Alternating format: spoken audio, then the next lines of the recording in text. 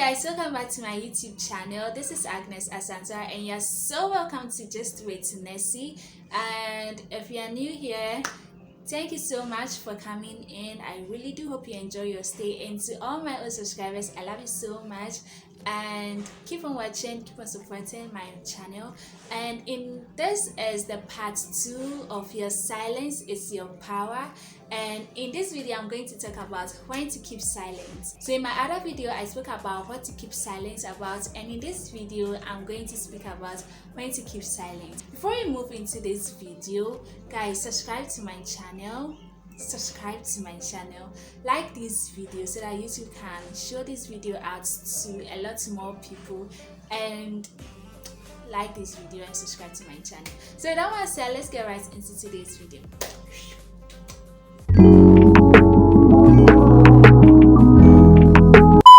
So when to keep silent, number 1, you are supposed to keep silent when you are angry. So I'm going to take this verse from James chapter 1 verse 19. So my brothers and sisters, take note of this.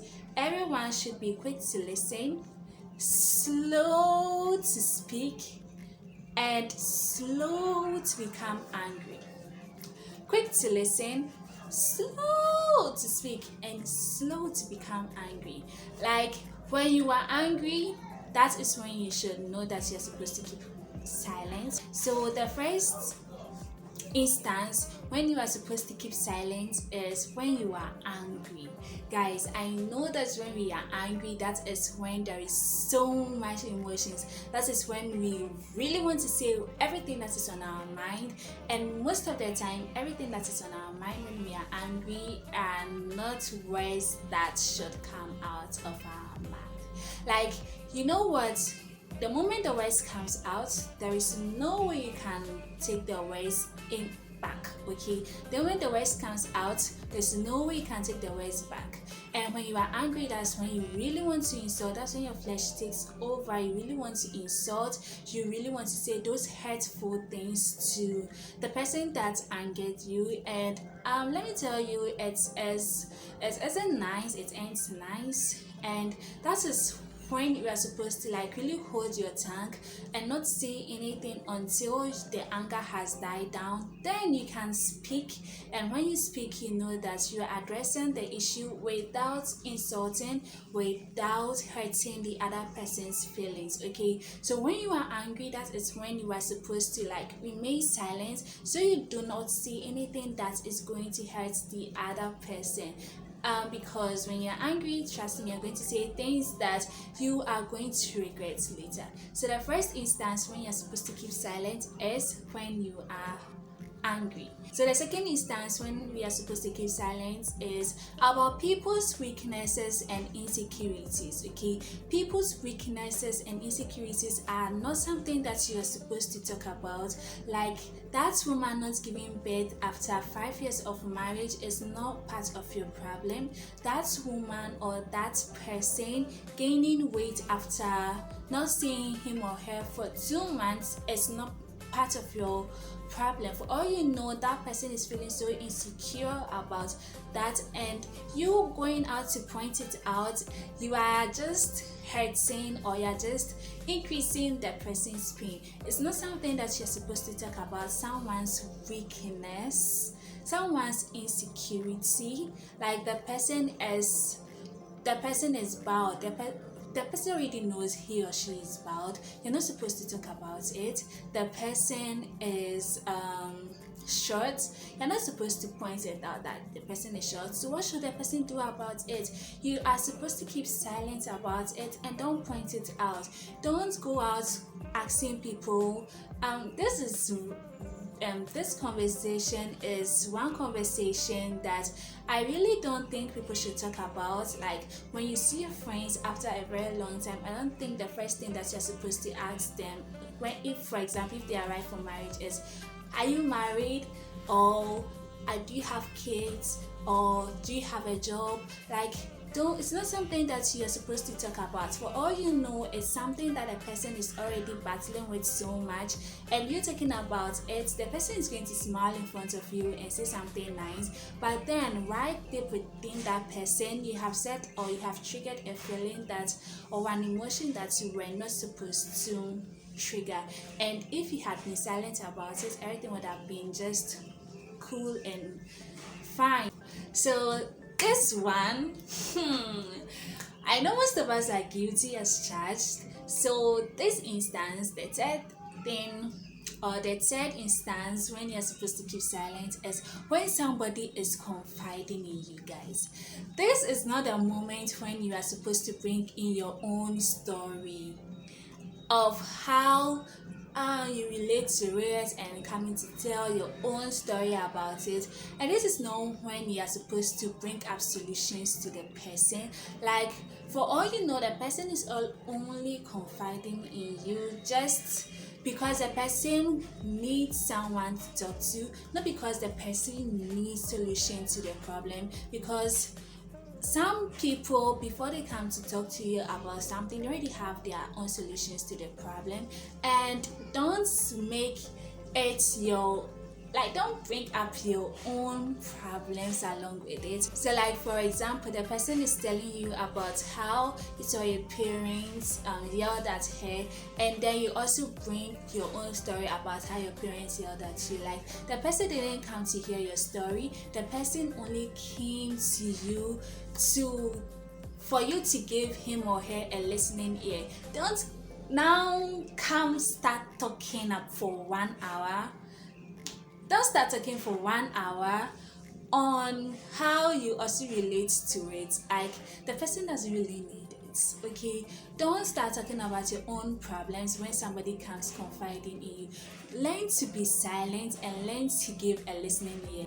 Ask them if they want you to give solutions to their problem before you start giving solutions to their problems. The fourth instance when you are supposed to keep silent is when you are about to complain. So again, Philippians 2 verse 14, it says that do everything without grumbling or arguing. Do you need any other thing? Like, should I speak more on this?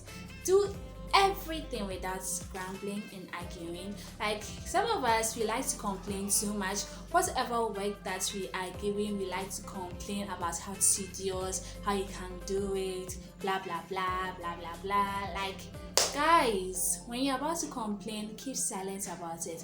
Do your work without grumbling, without arguing about how unfair this one is, or about how unfair your work is as compared to the other person. Why did we all come to the same work, or why did we all come to do the same work? And you're giving me hard work, and you're giving this person soft work. Like, the person knew your abilities, the person knew what you can do and what you cannot do, and that's why the person is giving you that. For all you know, they are supervising you, and they are for all you know, they are keeping watch on you to see how well you can do in that situation. And for all you know, your breakthrough was going to come out of that work the person gave you. But because you complain too much, because you argue too much about it, like, you're going to miss it. Do every work that you are giving with a happy heart, okay, with a joyful heart, and do not grumble and complain so much about every work that you are giving. Deal? Okay, so the fifth instance when you're supposed to keep silent is when you know you're going to lie, and when you know the words you're going to speak is not going to uplift the other person. Keep silent. Shh. Just don't say anything. If you know what you're going to say is going to bring the other person's emotions down, just shh. Don't talk. Like, don't talk. It's better to remain silent. Like, don't let the words come out, okay? Just remain silent.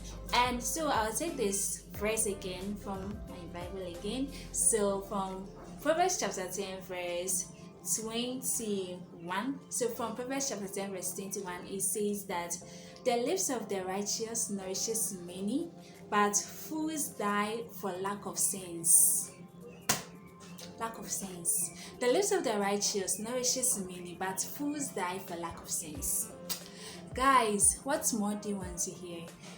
Your lips are supposed to nourish others, to uplift others. So Ephesians chapter 4 verse 29 also confirms this, okay? So Ephesians 4:29 says that, do not let any unwholesome talk come out of your mouth, but only what is helpful for building others up according to their needs, that it may benefit those who listen.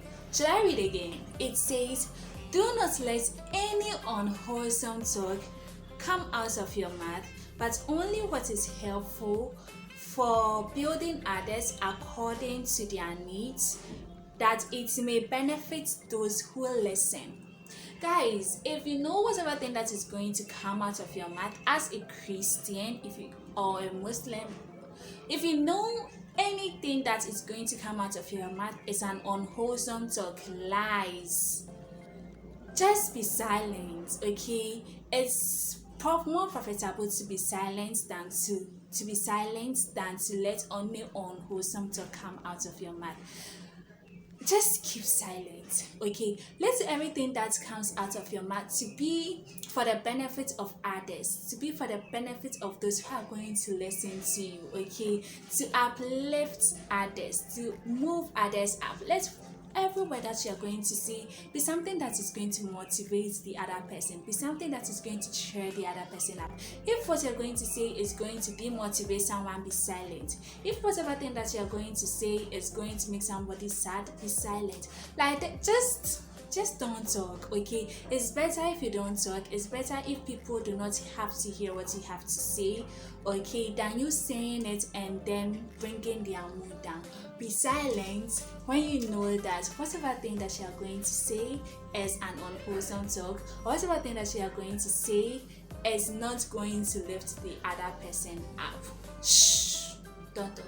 The sixth instance you're supposed to remain silent is during meditation, okay? So during prayer, after you're done talking to God, or after you're done reading your Bible, you need to have some time for meditation, okay? You need to have some time when you are silent, you are done talking, okay? Be silent so that God can also talk to you during prayer. After you are done rambling, talking to God about all your needs, exalting Him and all that, be silent to hear what God also has to say, okay? Prayer is a conversation between two people, between God and man, okay? If you are talking to someone, it's not a one-way affair, it's a two-way affair. You talk, the person listens, the person talks, and you listen. So after you are done talking and God has already listened to you, you keep quiet and let God talk for you to listen. So meditate also in prayer. Meditate when you are reading your Bible. After you are done reading your Bible, have some time of silence, have a moment of silence where you can meditate on what God has said to you, and to know what God has for you, for your day, for your evening, for your morning, or for that journey. So this is where I bring my piece again to an end. I really do hope you enjoyed today's topic again, and I don't know if there'll be another topic on silence, but if there is, upon what God lays on my heart, I will come and share it with you. Do like this video, subscribe to this video, subscribe to my channel, like this video, comment. Let me know how this video has blessed you in the comment section, and let me know what more you have to say in the comment section about this video. Share this video just as it has blessed you. Let it also bless other people. Like this video, subscribe, comment. I'll see you all in my next video, and it's peace out.